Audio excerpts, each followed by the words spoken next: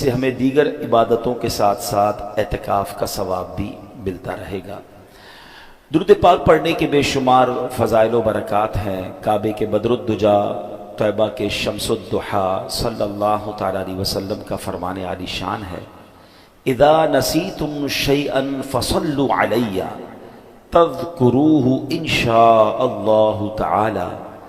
آقا فرماتے جب تم کوئی چیز بھول جاؤ تو مجھ پر درود پاک پڑھو، انشاءاللہ کریم وہ بات یاد آ جائے گی۔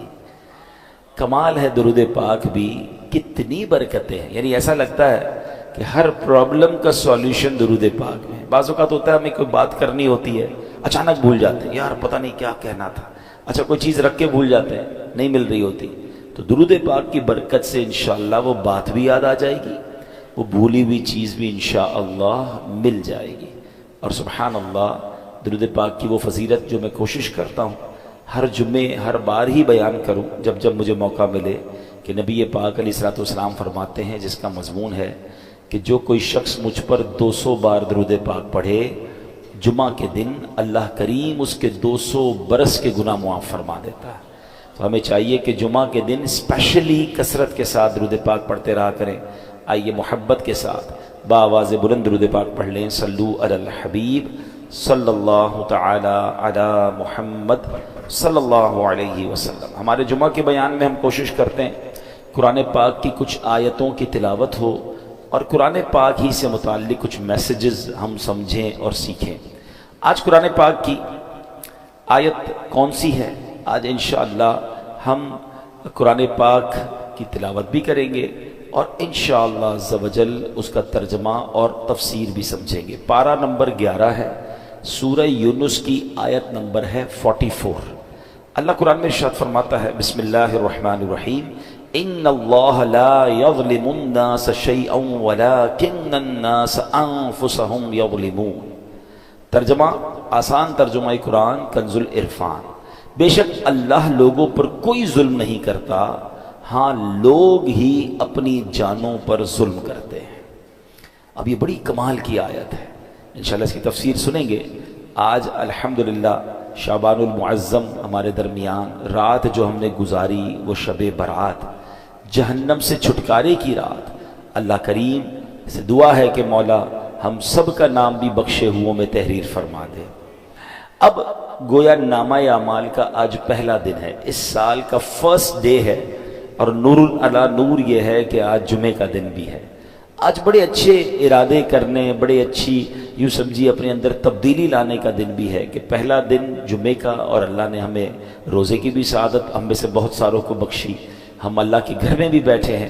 تو اللہ کرے کہ آج کے بعد جو زندگی ہے ہم گناہوں سے بچ کر اور اللہ کریم کے فرما بردار بندے بن کر گزاریں۔ اب ذرا آیت کے بارے میں سنتے ہیں، ون آف دا امیزنگ آیت، یہ جھنجھوڑنے والی آیت ہے۔ کیا فرمایا؟ ان اللہ لا یظلم الناس شیئا، بے شک اللہ لوگوں پر کوئی ظلم نہیں کرتا۔ یاد رکھیے یہ رب قہار و جبار کی شان ہے کہ وہ کسی پر ظلم نہیں فرماتا۔ ویسے ایک مزے کی بات غور کی جائے تو اللہ کی طرف سے کسی پر ظلم ہو بھی نہیں سکتا۔ مثال کے طور پہ اگر کسی کے پاس کوئی گاڑی ہے، کوئی موٹر سائیکل ہے، یا گھر کا کوئی سامان ہے جس کا وہ خود مالک ہے، اور اس سامان کو وہ توڑ دے، وہ جلا دے، تو کیا اس نے ظلم کیا؟ اس کی چیز تھی، وہ اس نے کر دیا، مالک بھی وہی تھا نا۔ تو سمجھانے کے لیے کہہ رہا ہوں، پوری دنیا کا خالق و مالک کون ہے؟ ذرہ ذرہ اللہ کا ہے نا، اس کی مرضی، وہ جس چیز کے ساتھ جو بھی کرے وہ بھی تو ظلم نہیں ہے نا۔ جب مالک ہی وہی ہے، اس کا خالق وہی ہے، اس کا یوں سمجھیے سب کچھ اسی کا ہے، تو بھائی جس کا سب کچھ ہو، اس کی مرضی، وہ جو چاہے کرے، وہ ظلم کہاں سے ہو گیا؟ مگر سبحان اللہ اس کی شان کریمی دیکھیں کہ اس نے سبحان اللہ اپنی ذات پر، اپنی رحمت پر یہ مقرر فرما لیا کہ کسی بھی شخص کو بے قصور سزا نہیں دی جائے گی۔ لیکن ایک بات یاد رکھیے، حدیث پاک میں آتا ہے اگر اللہ پاک اولین و آخرین سب لوگوں کو جہنم میں ڈال دے تب بھی یہ ظلم نہیں ہے، وہ خالق ہے نا۔ لیکن اس نے اپنی رحمت کے ذمے پر کیا لیا کہ کسی بھی شخص کو بے قصور سزا نہیں دی جائے گی۔ اللہ قرآن میں فرماتا ہے ان اللہ لا یظلم الناس شیئا، بے شک اللہ لوگوں پر کوئی ظلم نہیں کرتا۔ یعنی اللہ پاک کسی بھی شخص کو بے قصور سزا نہیں دیتا، وہ تو انتہائی مہربان رحم والا ہے، وہ ہمیشہ اپنے بندوں پر عطائیں ہی فرماتا ہے۔ دیکھیں نا، کل شب برات گزاری ہے، ہم نے کیا سنا کہ قبیلہ بنی کلب کی بکریوں کے بالوں کی تعداد کے مطابق اللہ پاک لوگوں کو جہنم سے آزاد فرماتا ہے۔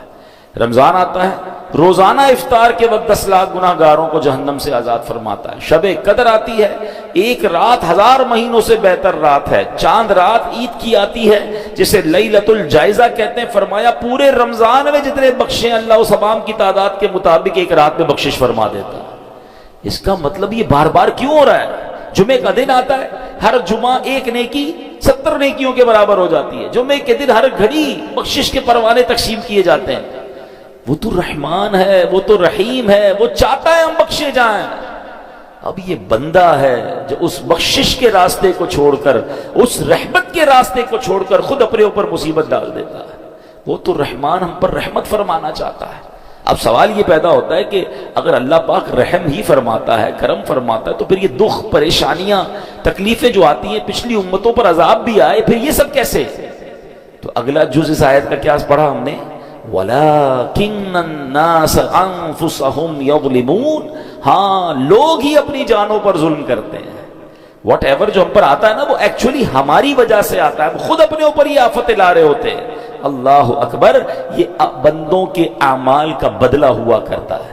بندے کفر کرتے ہیں، شرک کرتے ہیں، اللہ کی نافرمانیاں کرتے ہیں، جو احکام دیے جاتے ہیں اس کا الٹ کرتے ہیں، تب انہیں اعمال کا بدلہ دیا جاتا ہے۔ یہ اپنے ہاتھوں کی کمائی ہے، کہتے ہیں جیسی کرنی ویسی بھرنی۔ کاش یہ بات ہمیں سمجھ آ جائے۔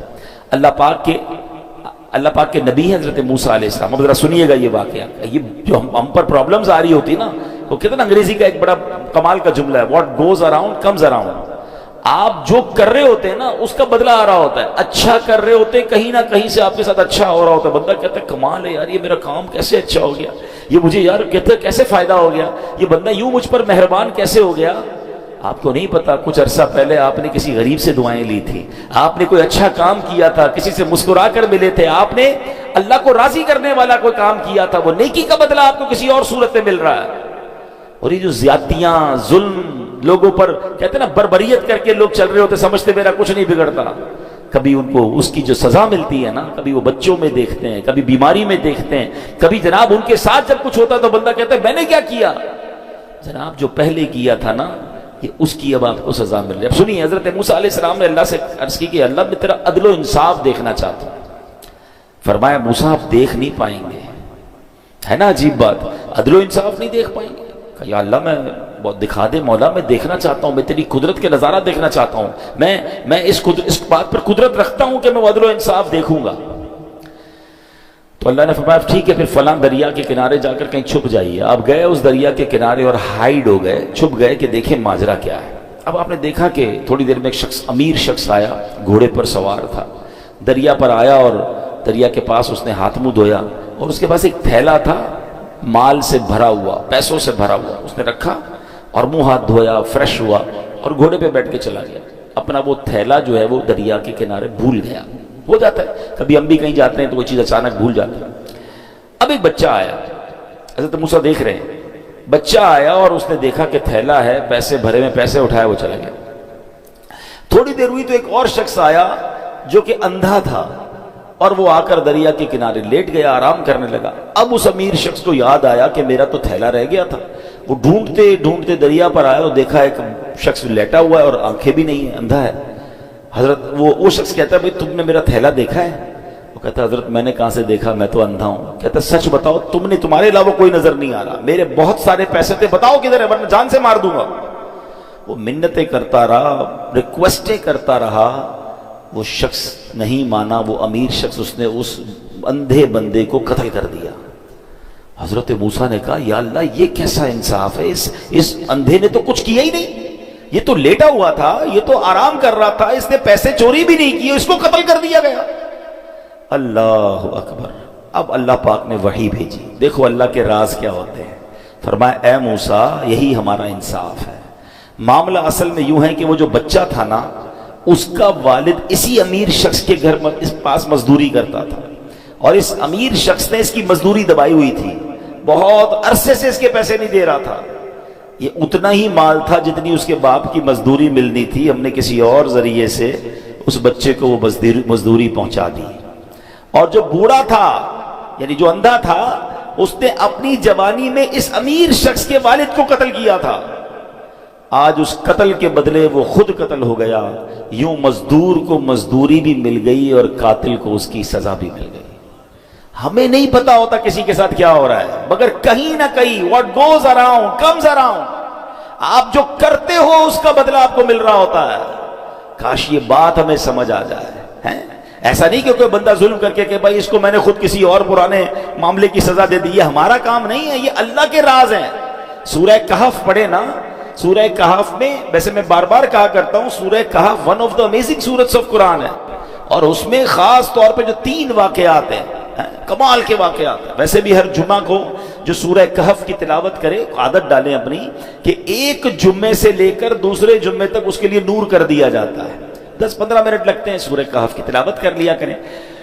تو کہنے کا مقصد یہ ہے کہ فرمایا کہ جب بندہ، اس سورہ کہف میں ایک واقعہ ہے نا، حضرت موسیٰ علیہ السلام اور حضرت خضر علیہ السلام سے جو ملاقات ہوئی، اس میں بڑے عجیب واقعات تھے، حضرت موسیٰ حیران ہو گئے تھے، مگر پیچھے اللہ کے راز تھے نا، ہر واقعے کے پیچھے کوئی ریزن تھا۔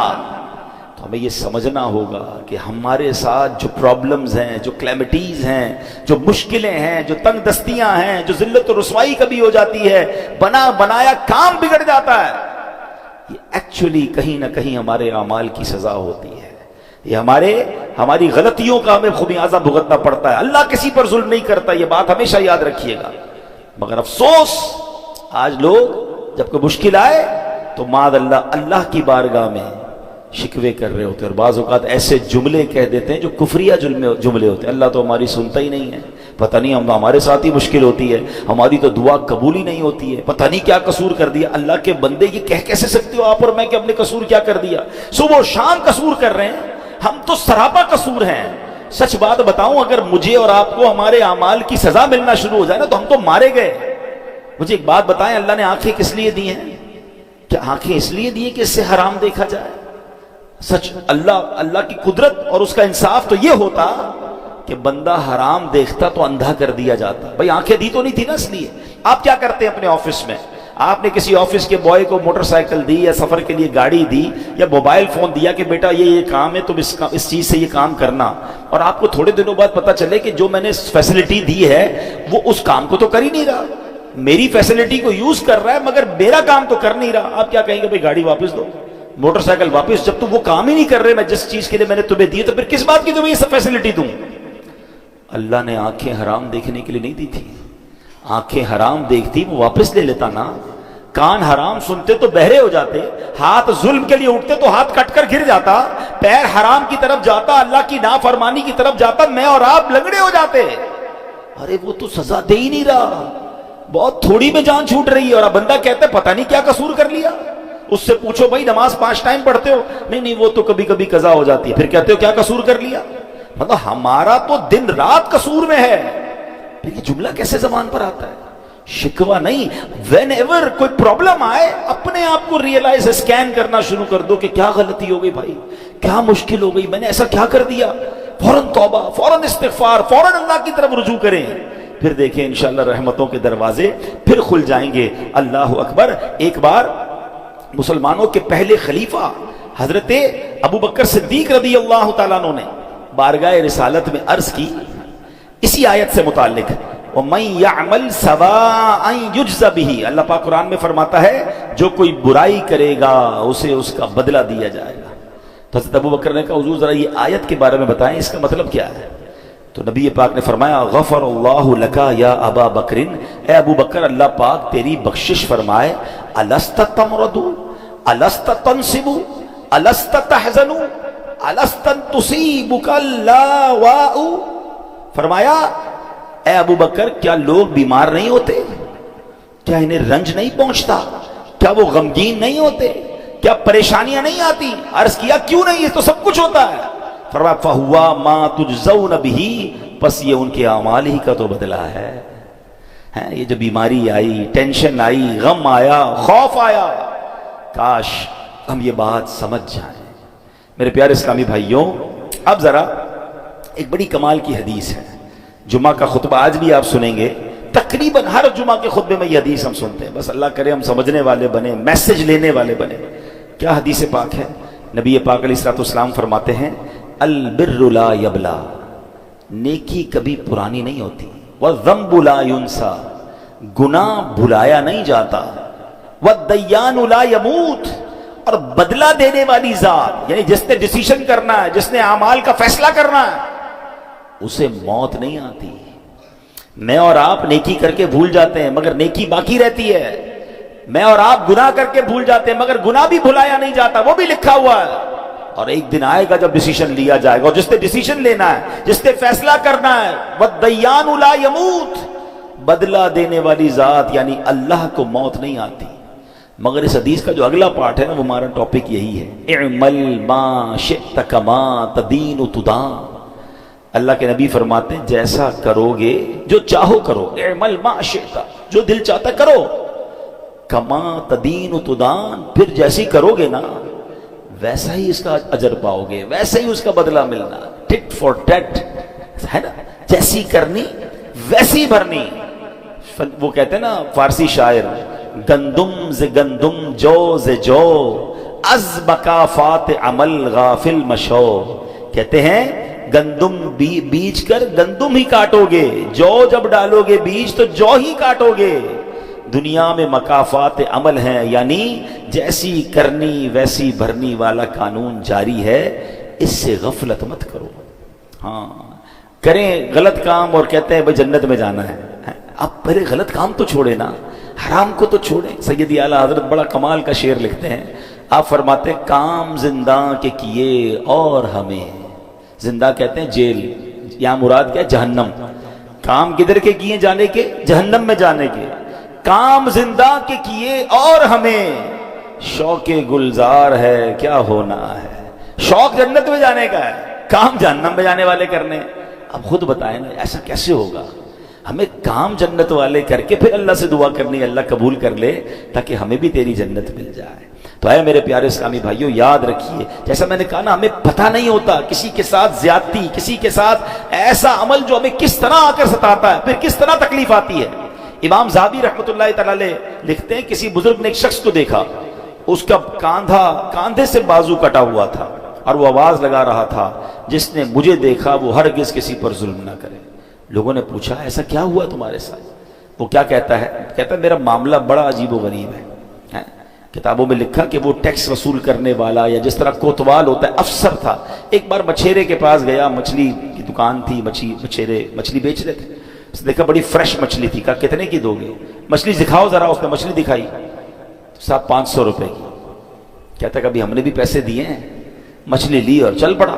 وہ چیختا رہ گیا بھائی جان میرے بچوں کی روزی ہے، میں تو اتنا ہی کماتا ہوں، مہربانی کرو۔ کہا جاؤ ادھر سے۔ کہتا ہے میں نے اس بیچارے کے ساتھ زیادتی کی اور چل پڑا۔ جیسے چل پڑا تو وہ مچھلی اتنی فریش تھی کہ پھڑک رہی تھی، تو اس مچھلی نے میرے انگوٹھے پہ کاٹ لیا۔ گھر آیا، بیوی کو کہا مچھلی بناؤ، آج بڑی شاندار فریش مچھلی لایا ہوں۔ بستر پر لیٹا تو انگوٹھے میں درد، بڑا شدید درد، لال ہو گیا پورا انگوٹھا۔ گھر کے قریب ہی ایک ڈاکٹر جاننے والا تھا، گیا اس کے پاس، کہا بھائی دیکھو یہ انگوٹھے میں کیا ہوا ہے؟ کہتا تمہارے انگوٹھے میں تو زہر پھیل گیا ہے، فوراً فیصلہ کرو، یا تو انگوٹھا ابھی ابھی کاٹ لو ورنہ پورے ہاتھ میں پھیل جائے گا۔ کہتا میں مرتا کیا نہ کرتا، روتے روتے انگوٹھا کٹوایا، پٹی بندھوائی۔ گھر آیا تو بیوی نے کہا مچھلی کا نہیں کھانی مجھے مچھلی، میرا انگوٹھا ہی کٹ گیا۔ تھوڑی دیر ہوئی تو پورا ہاتھ میں درد، پوری ہتھیلی لال، سوجنے لگ گئی۔ پھر گیا ڈاکٹر کے پاس، تم نے تو کہا تھا انگوٹھا کٹواؤ ہاتھ بچ جائے گا، یہ کیا ہوا؟ کہتا دیر ہو گئی تھی، ہاتھ میں زہر پھیل گیا ہے، جلدی فیصلہ کرو ورنہ یہ ہتھیلی بھی کٹ جائے گی، یہ پورے ہاتھ میں پھیل جائے گا، ہتھیلی کاٹو۔ کہتا میں نے ہتھیلی کٹوائی۔ تھوڑی دیر ہوئی، رات کو سویا تو پورے بازو میں درد، پورا بازو لال، تکلیف سے چیخے مارنے لگا۔ پھر گیا ڈاکٹر کے پاس، ڈاکٹر نے کہا اب تو پورا ہاتھ جو ہے وہ تمہارا سوج گیا ہے، جسم پورا کٹنا پڑے گا، اب جلدی فیصلہ کرو، ہاتھ کاٹو۔ اس کا ایک دوست بھی تھا، وہ دوست کہتا ہے یار یہ بتاؤ تمہارے ساتھ کوئی آج نیا معاملہ تو نہیں ہوا، کوئی یونیک بات، کوئی ہٹ کے کوئی کام کیا ہے تم نے؟ کہتے ہاں آج میں نے ایک مچھیرے کا حق دبایا ہے۔ وہ غریب چیختا رہ گیا، میں اس کی مچھلی لے کر آ گیا۔ کہ جلدی چلو اس کے پاس، معافی مانگ لو ورنہ ایک ایک کر کے تیرا پورا جسم کٹ جائے گا۔ وہ دونوں دوست رات مچھیروں کی بستی میں گئے، پٹیاں بندھی ہوئی، تکلیف سے چیخ رہا ہے، اور مچھیرے کی بستی میں جا کر ایک ایک گھر پر، ایک ایک جھونپڑی پر ڈھونڈتے رہے کدھر ہے وہ مچھیرا۔ آخر وہ مچھیرا ملا۔ وہ کہتے ہیں نا غریب کا دل بھی بڑا ہوتا ہے، وہ جیسے اس کو دیکھا یہ کوتوال یہ جو بھی افسر تھا اس کے قدموں میں گرا، کہا بھائی مجھے معاف کر، تمہاری ایک مچھلی لے کر گیا، آج تو پورا ہاتھ ہی میرا کٹ گیا۔ جب اس نے اس کا یہ حال دیکھا تو اس کو معاف کر دیا۔ جب معاف کر دیا نا تو اس افسر کا جو دوست تھا اس نے مچھیرے سے پوچھا کہ ایک بات تو بتاؤ، جب یہ تمہاری مچھلی لے کر چلا گیا تھا تم نے کچھ دعا کی تھی، تم نے کوئی اللہ کو پکارا تھا؟ پتہ ہے وہ مچھیرا کیا کہتا ہے؟ وہ کہتا ہے میں نے اللہ کی بارگاہ میں صرف ایک التجا کی تھی کہ یا اللہ یہ میرا حق لے کر چلا گیا ہے، میں اس سے بدلہ نہیں لے سکتا، مولا تو نے بدلہ لینا ہے، میں کمزور ہوں مالک، یہ مجھے دبا گیا، اے اللہ آج تو نے اپنی قوت دکھانی ہے، تو نے اپنی قدرت دکھانی ہے۔ اے میرے پیارے اسلامی بھائیو، اب بتاؤ ایک مچھلی تھی، چند 100 روپے کی تھی، بندے کا ایک ایک کر کے جسم کٹنا شروع ہو گیا۔ یہ سوچنا ہوگا مجھے اور آپ کو، آج جو لوگوں پر ظلم کرتے ہیں، آج جو لوگوں کو دباتے ہیں، آج کہتے ہیں میرا کوئی نہیں بگاڑ سکتا، اپنے ملازم کو برا بھلا کہہ رہے ہیں، اپنی فیملی کو برا بھلا کہہ رہے ہیں، جو بندہ غریب اس کو دبا دیتے ہیں۔ ایک بات یاد رکھنا، میں نے کئی بار اپنے بیان میں ایک جملہ کہا ہے، میں نے پنجاب میں ایک جملہ، پنجاب گیا تھا تو ایک جملہ سیکھا تھا، وہ کہتے ہیں مضبوط آدمی سے نہ ڈرو، ماڑے آدمی سے ڈرو۔ اچھا مجھے اس وقت تک ماڑے کا مطلب بھی نہیں پتا، میں نے کہا ماڑا کس کو کہتے؟ کہتے ماڑا کہتے کمزور کو۔ تو میں نے کہا یہ کیوں کہہ رہے ہیں آپ؟ مضبوط آدمی سے نہ ڈرو، کمزور سے ڈرو۔ وہ کہتے مضبوط تو اپنا بدلہ تم سے خود لے لے گا، جو ماڑا ہوگا نا کمزور، وہ اللہ کی بارگاہ میں فریاد کرے گا، اور پھر اللہ جب اس کا بدلہ لے گا نا، جب وہ اس ظلم کا تمہارے ساتھ حساب فرمائے گا، پھر ظالم کو چھپنے کی جگہ نہیں ملے گی۔ ایک بات یاد رکھا کرے، جو لوگ یہ کہتے ہوتے ہیں نا میرا کوئی کچھ نہیں بگاڑ سکتا، واقعی وہ تمہارے ساتھ کچھ نہیں کر سکتا، مظلوم غریب بیچارہ وہ کیا کر لے گا، مگر اس کے پاس ایک راستہ ہے، وہ اللہ کو پکارتا ہے، اور جب دل سے پکار جاتی ہے نا مظلوم کی تو پھر ظالم بچتا نہیں۔ تو اے میرے پیارے اسلامی بھائی، آج جو ہم قرآن کی آیت سن رہے ہیں اور سمجھ رہے ہیں، اس کا مطلب یاد رکھیے گا کہ اللہ کسی پر ظلم نہیں کرتا، بندے ہی اپنے اعمال کی وجہ سے اپنا بیڑا غرق کرتے ہیں، اپنے اوپر سمجھنے آفتوں کو لے کر آتے ہیں۔ کاش یہ بات ہمیں سمجھ آ جائے۔ اے میرے پیارے اسلامی بھائیو، پچھلی قوموں کو قرآن پڑھے تو پتہ چلے نا، پچھلی قوموں کا ذکر بڑا بریفلی قرآن میں ہوا، بڑا واضح ہوا۔ قوم عاد پر سخت آندھی کا عذاب آیا، جس نے انہیں کھائے ہوئے بھوسے کی طرح ملیا میٹ کر دیا۔ سبب کیا تھا؟ ان کے گناہ تھے۔ قوم سمود پر شدید زلزلے کا عذاب آیا، جس نے انہیں ہمیشہ کے لیے فنا کے گھاٹ اتار دیا، اس کا سبب بھی ان کے گناہ تھے۔ نمرود پر مچھروں کا عذاب بھیجا گیا، اس کا سبب کیا تھا؟ خدائی کا دعویٰ تھا نا، اللہ کی نافرمانی تھی۔ فرعون کے ساتھ کیا ہوا؟ کرو فر، اللہ نے کتنا دیا اسے، اللہ کو ناراض کیا، اللہ نے پانی میں غرق کر دیا، دریا میں غرق کر دیا۔ قارون کے پاس کتنا خزانہ تھا، آج دنیا میں کس کے پاس اتنا خزانہ ہے؟ قرآن کہتا ہے اس کے خزانوں کی چابیاں پوری ایک جماعت اٹھاتی تھی، یعنی اونٹوں کی کتاریں ہوتی تھی جو قارون کے خزانہ نہیں اٹھاتی تھی، اس کے خزانوں کی چابیاں اٹھاتی تھی۔ نافرمانی کی، زکوٰۃ سے انکار کیا، اللہ کے فیصلوں کے خلاف چلا، خزانے سمیت دھسا دیا گیا۔ یہ سارے واقعات قرآن میں موجود ہیں، جو پکار کر کہہ رہے ہیں کہ رب کو ناراض مت کر بیٹھنا ورنہ پھر بربادی ہے۔ اللہ اکبر۔ امام حسن بصری رحمۃ اللہ تعالی علیہ فرمایا کرتے تھے، اے ابن آدم تیری ہلاکت ہو، کیا تو اللہ پاک سے مقابلہ کرنا چاہتا ہے؟ اللہ سے مقابلہ کون کر سکتا ہے؟ فرمایا ہاں، جس نے اللہ پاک کی نافرمانی کی گویا اس نے اللہ پاک سے جنگ کی، اور اللہ پاک سے جنگ کا نتیجہ کیا ہے؟ تباہی اور بربادی۔ اے میرے پیارے اسلامی بھائی، گناہوں سے توبہ کر لیجئے۔ بڑا پیارا دن ہے، 15 شعبان کا دن ہے، نامہ اعمال کا پہلا دن ہے، اللہ سے دوستی کا دن ہے۔ جو ہو گیا اس سے معافی مانگ لو، وہ بڑا کریم ہے، وہ معاف فرمانے والا ہے۔ اللہ کے نبی، آخری نبی علیہ السلام فرماتے کل بنی آدم خطاء وخیر الخطائین التوابون۔ آقا فرماتے ہر آدمی سے خطا ہو جاتی ہے، اور بہترین خطا کار وہ ہے جو توبہ کر لے۔ توبہ کرنا، کہتے نا گناہ عادت بن جائے تو توبہ کو دستور بنا لو۔ جیسے ہی گناہ ہونا فوراً نیکی کرنا شروع کر دے، استغفار کرنا شروع کر دے، توبہ کرنا شروع کر دے۔ تو انشاءاللہ اللہ نے چاہا تو وہ گناہ کی جو نحوست ہے وہ ختم ہو جائے گی۔ اے میرے پیارے اسلامی بھائیوں، ایک بار حضرت عیسیٰ علیہ السلام کے ساتھ کچھ لوگ اپنے حواریوں کے ساتھ، اپنے دوستوں کے ساتھ، ساتھیوں کے ساتھ تشریف فرما تھے۔ ایک بہت ہی خوبصورت حسین و جمیل پرندہ آیا اور آپ کے سامنے زمین پر لوٹ پوٹ ہونے لگ گیا۔ اس نے اپنے آپ کو زمین پر اتنا رگڑا کہ اس کی خال اتر گئی۔ اب وہ سرخ، گنجا اور بدصورت دکھنے لگا۔ پھر وہ پرندہ کیچڑ میں گیا، اس میں لوٹ پوٹ ہونے لگا تو کیچڑ میں گندا بھی بڑا ہو گیا۔ اور اس کے بعد اس پرندے نے ایک پانی کے تالاب میں چھلانگ لگائی۔ جب وہاں سے باہر نکلا نا تو صاف ستھرا بھی ہو گیا، نئی خال بھی آ گئی، پہلے جیسا خوبصورت بھی ہو گیا۔ حضرت عیسیٰ علیہ السلام نے کیا، اللہ پاک نے حضرت عیسیٰ علیہ السلام نے جب یہ دیکھا تو اپنے حواریوں سے فرمایا کہ یہ پرندہ تمہاری طرف نشانی بنا کر بھیجا گیا، اٹ از سائن۔ اور فرمایا یہ جو مومن کی مثال ہے نا، مومن جب گناہ کرتا ہے تو گندا ہو جاتا ہے، گرد لگ جاتی ہے، کیچڑ لگ جاتی ہے، اور جب وہ توبہ کرتا ہے تو گناہوں کی سیاہی ایسے دور ہو جاتی ہے کہ وہ پہلے جیسا حسین و جمیل ہو جاتا ہے۔ تو یہ بات یاد رکھیے، جیسے ہی گناہ ہو جائے نا فوراً اللہ کی طرف رجوع، اے اللہ معاف کر دے، اے پروردگار ہو گئی مسٹیک، اب نہیں کروں گا مالک۔ تو اللہ کو توبہ کرنے والا بڑا پسند ہے، اور جب توبہ کرنی ہے اس وقت یہ ارادہ نہ ہو کہ دوبارہ بھی گناہ کروں گا، پلان وہی ہے، پھر توبہ نہیں ہے۔ الندم التوبہ، حدیث کے الفاظ ہے شرمندگی ہی توبہ ہے۔ بندہ پہلے شیم فیل کرے، پھر اس سے وعدہ کرے کہ مولا اب نہیں کروں گا، اور پھر اللہ سے کہے مولا توبہ پر استقامت بھی تو نے دینی ہے، پھر وہ کریم معاف کرنے والا ہے۔ تو اے میرے پیارے اسلامی بھائیوں، ان اللہ یحب التوابین، اللہ قرآن میں فرماتا ہے بے شک اللہ بہت توبہ کرنے والوں سے محبت فرماتا ہے۔ تو ہمیں توبہ کرتے رہنا چاہیے، بلکہ ہو سکے تو صلاۃ التوبہ کی عادت ڈالیں۔ روزانہ رات سونے سے پہلے، ہم گناہ گار ہیں، ہم سے ہو جاتی ہیں خطائیں، تو 2 رکعت صلاۃ التوبہ پڑھ لیا کریں۔ اس کا طریقہ کیا ہے کہ رات کو یا دن میں بھی پڑھیں تو مکروہ وقت نہ ہو، 2 رکعت اس طرح صلاۃ التوبہ پڑھیں کہ اس نیت کے ساتھ 2 رکعتیں پڑھیں